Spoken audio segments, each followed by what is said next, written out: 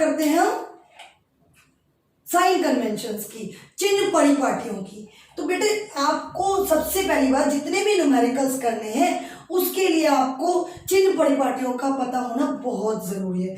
उसके लिए मैं सबसे पहले आपको मैथ्स में आपने एक एक्सिस वाला डायग्राम पढ़ा होगा, कोऑर्डिनेट्स पढ़ते होंगे, मुझे हिंदी में नहीं क्लियरली पता बट फिर भी मैं आपको बताना चाहूंगी। जैसे कि ये वाली जो क्षैतिज कहते हैं इसको, शायद इसको ये एक्स एक्सिस होती है हमारी, और ये ऊर्ध्वाधर कहते हैं शायद इसे परपेंडिकुलर, तो ये वाई एक्सिस होती है। तो बाय चांस हमने मान लिया कि हमने यहाँ पर एक मिरर रखा है, तो जितनी भी चीजें लेफ्ट साइड पर होती हैं, जितनी भी चीजें लेफ्ट साइड पर होती है, जैसे ऑब्जेक्ट हमेशा हम लेफ्ट साइड पर रखते हैं, इसको पढ़ने के लिए हमें सारी चीजों का पता होना चाहिए कि ऑब्जेक्ट कहाँ रखी थी, इमेज कहाँ बनी, उसके अकॉर्डिंगली आपने किसी भी चीज को साइन कन्वेंशन देने, हमने नेगेटिव या पॉजिटिव डिफाइन करना है कोई भी डिस्टेंस अगर हमारे पास है तो हम क्या करते हैं, जो लेफ्ट वाली चीजें होती हैं जितनी भी, उनको हम क्या कहते हैं, नेगेटिव या ऋणात्मक से डिफाइन करते हैं। लेफ्ट वाली सारी चीजों को हम जितनी भी मान आएंगे उनको हम, जो भी लेफ्ट बाई दिशा में जितने भी मान आएंगे या वैल्यू आएगी उसको हम नेगेटिव से डिनोट करेंगे, और राइट साइड वाली चीजों को हम धनात्मक या पॉजिटिव से डिनोट करेंगे। ठीक है प्यारे बच्चों, मतलब अगर रियल और इन्वर्टेड रियल इमेज बनती है, वास्तविक इमेज बनती है, और कितनी दूरी पर बनती है उसके साथ हम हमेशा नेगेटिव लगाएंगे, ऋणात्मक साइन लगाएंगे। और अगर वर्चुअल इमेज बनती है, दैट मींस वो राइट साइड पर बनती है, तो उसके लिए हम पॉजिटिव साइन लगाएंगे। तो आभासी इमेज जो है वो हमेशा पॉजिटिव में आएगी। ऑब्जेक्ट हम हमेशा लेफ्ट साइड पे रखते हैं, चाहे वो कॉन्वेक्स मिरर हो या कॉनकेव मिरर हो, तो ऑब्जेक्ट डिस्टेंस जो है वो हमेशा हमारा नेगेटिव में होगा। इमेज डिस्टेंस कभी पॉजिटिव में होगा, कभी नेगेटिव में होगा, अकॉर्डिंग टू कंडीशंस। इसके अलावा मैं बात करूंगी, ये तो मैंने बताया आपको एक्स एक्सिस को लेकर के। अगर मैं बात करूं वस्तु की ऊंचाई को लेकर के, तो उसके लिए मैं आपको ये बताना चाहूंगी, जैसे हाइट ऑफ ऑब्जेक्ट है, मतलब कोई चीज अगर ऊपर की दिशा में है तो हम उसके लिए पॉजिटिव यूज करेंगे, धनात्मक यूज करेंगे, और अगर कोई नीचे की दिशा में है, इस तरह से है, तो हम क्या करेंगे, नेगेटिव यूज करेंगे, ऋणात्मक यूज करेंगे। क्लियरली आपको पता चल गया होगा इस चीज से कि अगर ऑब्जेक्ट तो हम हमेशा ऊपर रखते हैं तो ऑब्जेक्ट हमेशा हम पॉजिटिव में लेंगे, ऑब्जेक्ट का हाइट, और इमेज जो है वो कभी रियल बनती है, तो रियल बनती है तो कैसी बनती है, इन्वर्टेड या उल्टी बनती है। तो उल्टी इमेजेस के लिए हम हमेशा उनकी हाइट को माइनस से डिनोट करेंगे। इसके बाद जो है कि हम जितनी भी वर्चुअल इमेज बनेगी, वर्चुअल इमेज हमेशा कैसी बनती है, सीधी बनती है, इरेक्ट बनती है। तो उन हाइट्स को, जो कि इमेज की हाइट होगी, जो इरेक्ट इमेज की हाइट होगी, उसको हम किससे डिनोट करेंगे, पॉजिटिव से डिनोट करेंगे। तो ये बातें आपने ध्यान में रखनी है, और उसको ध्यान में रखते हुए आपने क्या करने हैं, आगे न्यूमेरिकल्स करने।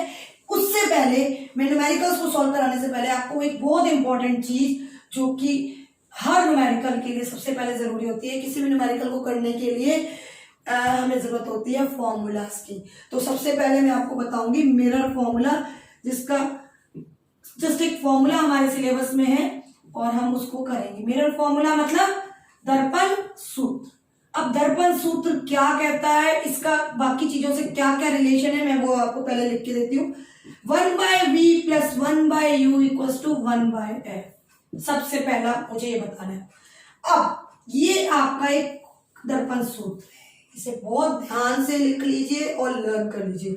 अब इसमें v क्या है, सबसे पहली बात v जो है वो इमेज डिस्टेंस है। इमेज डिस्टेंस मतलब दर्पण से प्रतिबिंब की दूरी।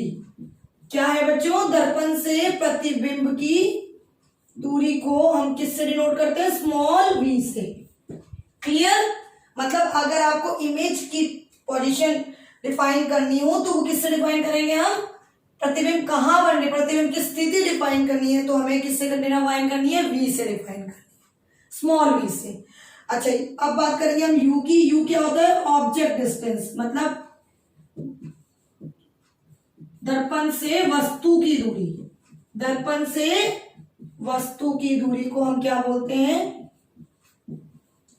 Object distance. और स्मॉल एफ क्या है बेटा? फोकल लेंथ या फोकस दूरी। अब फोकल लेंथ, फोकस दूरी मैंने जब टर्म्स कराई थी, बहुत इंपॉर्टेंट टर्म्स जो थी वो बताया था आपको कि जो दर्पण होता है इसमें यहां पर एक फोकस होता है। तो देखिए मैं एक बार आपको आइडियाज दे देती हूँ। फोकस और पोल के बीच में जो डिस्टेंस होता है ना, ये होती है स्मॉल एफ।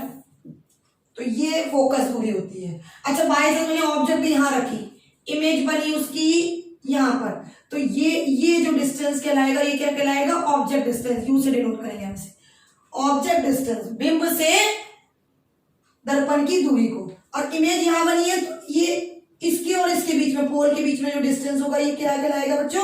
ये v से डिनोट करेंगे हम इसे, मतलब इमेज डिस्टेंस, दर्पण से प्रतिबिंब की दूरी। ठीक है, तो अगर आपकी प्रतिबिंब जो है वो रियल साइड पर बनती है, मतलब रियल बनती है, तो वो उसको आप कैसे लिखेंगे? माइनस से लिखेंगे। और अगर आपकी प्रतिबिंब इस साइड पर बनती है, राइट साइड पर बनती है, आभासी बनती है, तो आप क्या लिखेंगे? साइन उसके लिए पॉजिटिव लिखेंगे, मतलब प्लस का साइन लगाएंगे। तो थोड़ा सा इस चीज का ध्यान रखना है। इसके बाद एक चीज और होती है दर्पण सूत्र के बाद, आशा मैंने आप लोगों ने नोट कर लिया होगा।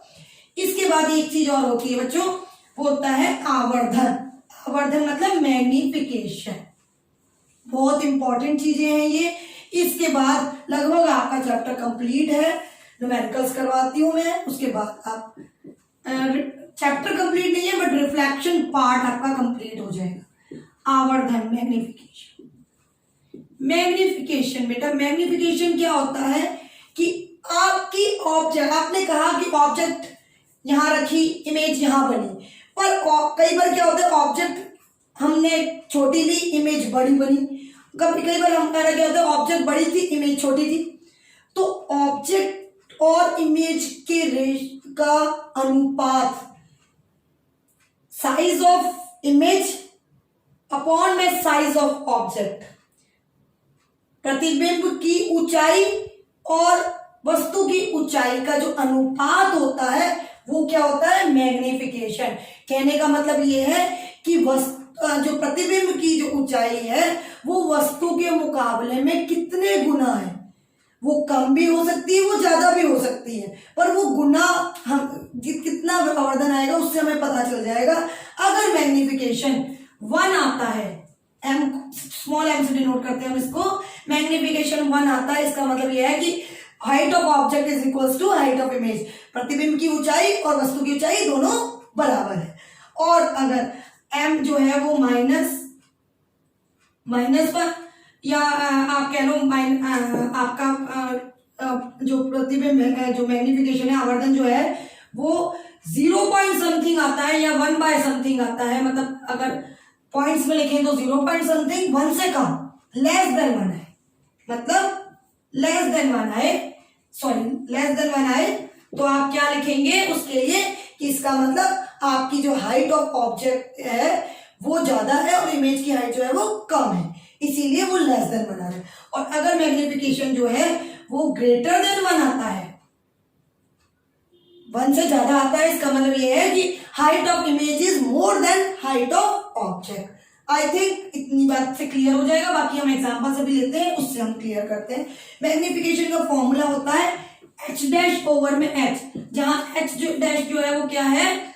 इमेज की height, height of image, image height या प्रतिबिंब की ऊंचाई।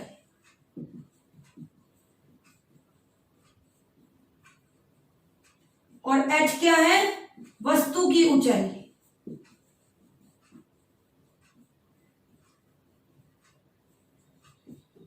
Height of object. ठीक है बच्चों, तो अब आपको मेरे ख्याल से फॉर्मूलाज क्लियर हो गए हो। एक चीज और कि हाइट ऑफ ऑब्जेक्ट m को जो है हम इसके रेशियो से तो डिनोट करते ही हैं, साथ साथ एक फॉर्मूला और इसके लिए यूज करते हैं, -v/u। माइनस लगाने का पर्पस होता है, इससे आपका फॉर्मूले का जो भी आपका डायरेक्ट और इन्वर्टेड का जो वो है वो आखिरकार पॉजिटिव होकर के आपके सामने आ जाएगा। ये हम आपको जब न्यूमेरिकल्स कराएंगे तब साथ साथ बताते रहेंगे। तो आई थिंक ये फॉर्मूलाज आपको समझ में आ गए होंगे। अब आप इस दो मिरर फॉर्मूला और इस फॉर्मूले के थ्रू कोई भी न्यूमेरिकल में कुछ भी पूछा जाए, आपको जनरली क्या पूछा जाता है, नेचर ऑफ इमेज पूछ लेते हैं, हाइट ऑफ इमेज पूछ लेते हैं और साथ साथ पोजीशन ऑफ इमेज पूछ लेते हैं। तो आप इनसे उन क्वेश्चंस को कवर कर सकते हैं। अब मैं आपके सामने कुछ एग्जांपल्स लेना चाहूंगी। सबसे पहले मैं एक आधा क्वेश्चन इस तरह से लेना चाहूंगी। मैं कहती हूं कि magnification of a plane mirror is +1, what does this show. ये बहुत एक अच्छा इंपॉर्टेंट क्वेश्चन है। Magnification of plane mirror is +1। अब इसका क्या मतलब है, मैंने अभी जैसे आपको बताया कि +1 का मतलब तो ये है कि height h' is equals to h, height of object height of image is equals to height of object. ये तो क्लियर है। प्लस साइन ये शो करता है कि जो इमेज है वो कैसी बनती है, वर्चुअल एंड इरेक्ट बनती है, आभासी और सीधी बनती है। ठीक है, तो दोनों चीजों का अपना अपना महत्व है, इसलिए आप जब भी आंसर क्वेश्चन पूछा जाए आप प्लस का निशान को भी बताएंगे और 1 को भी बताएंगे कि व्हाट डज दिस मीन, इसका क्या मतलब है। आई थिंक क्लियर होगा बच्चों।